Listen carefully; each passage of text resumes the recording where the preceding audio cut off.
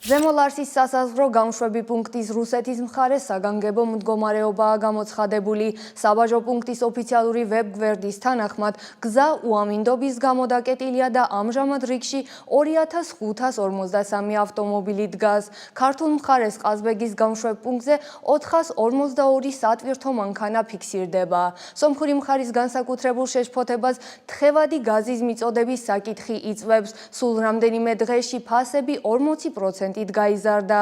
ასეთმა მკვეთრა ინფლაციამ დაარტყა სოფლის მეურნეობის, ავტოტრანსპორტსა და მცირე ბიზნესს, რამაც არამხოლოდ სოციალური, არამედ სერიოზული ეკონომიკური შედეგებიც გამოიწვია. თავის მხრივ სომხეთის ეკონომიკის მინისტრი თხევადი გაზის ბაზარზე ფასების შესწავლას ითხოვს. გევორგ პაპოიანმა კონკურენციის დაცვის კომისიას მოუწოდა შეისწავლოს თხევადი გაზის ბაზარზე ბოლოდროინდელი ფასების ცვლილებების საკითხი.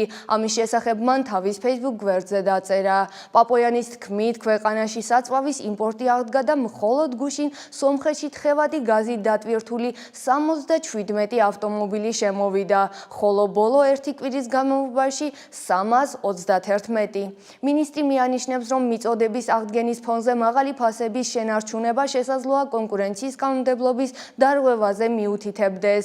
იმის გათვალისწინებით, რომ მიწოდების შეფერხებები ჯერ კიდევ ივნისის ბოლოდან შეინიშნება, სომხეთ-რუსეთის ურთიერთობების გამწვავებისა და სატრანსპორტო საკითხების ზეწოლის ფონზე სიტუაცია მოითხოვს არამხოლოდ ოპერატიული რეაგირებას, არამედ ღრმა პოლიტიკურ შეფასებასა და სტრატეგიულ მიდგომას. ქართული მხარის ოფიციალური რეაქცია მკაცრი იყო. საქართველოს ფინანსთა სამინისტროს შემოსავლების სამსახურმა კატეგორიულად უარყო ბრალდებები და მათ დეზინფორმაცია და საკითხის პოლიტიკურ ჭრილში გადატანის მცდელობა უწოდა. უწყებამ ხაზი გაუსვა, რომ ყაზბეგის გამშვებ პუნქტზე საბაჟო 24 საათიან რეჟიმში მუშაობს, ხოლო ყველა შეფერხება ხანმოკლე და მხოლოდ ტექნიკური ხასიათის იყო. ასევე კეთდება მოწოდება გადაუმოწმებელი ინფორმაციის გავრცელებისაგან თავის შეკავების შესახებ. ბოლო წლის მონაცემებით ყაზბეგის გამშვები პუნქტის გავლით ორივე მიმართულებით 364,670-ზე მეტი სატვირთო მანქანა გაფორმდა. საბაჟო კონტროლის ყველა პროცედურა შესწავლების სამსახურის მკაცრი მონიტორინგის ქვეშ ხორციელდება და იმავე რეჟიმში გრძელდება. მიუხედავად იმისა, ოფიციალური პირების განცხადებების მიუხედავად საზოგადოებრივი ნდობა სრულიად აღდგენილი არ არის. მედია სივრცეში კვლავ ვრცელდება ურთიერთგამომრიცხავი ინფორმაცია, პოლიტოლოგიურ წრეებში კი საქართველოს სულ უფრო ხშირად განიხილება როგორც ინსტრუმენტი ნებაყოფლობით თუ უნებლიეთ რუსეთის საგარეო პოლიტიკური სტრატეგიის ფარგლებში.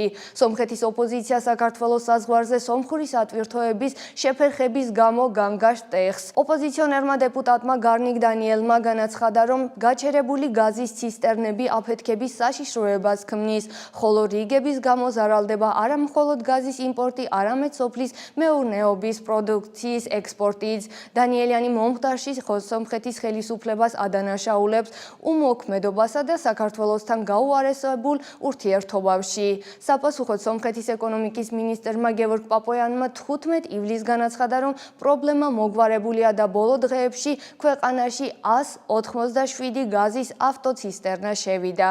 აღსანიშნავია, რომ მანამდე მსგავსი პრობლემები საქართველოს ტერიტორიის გავლით სომხური კონიაკის ტრანზიტსაც შეეხო, თუმცა მოგვიანებით ერევანში განაცხადეს, რომ ვითარება დარეგულირდა.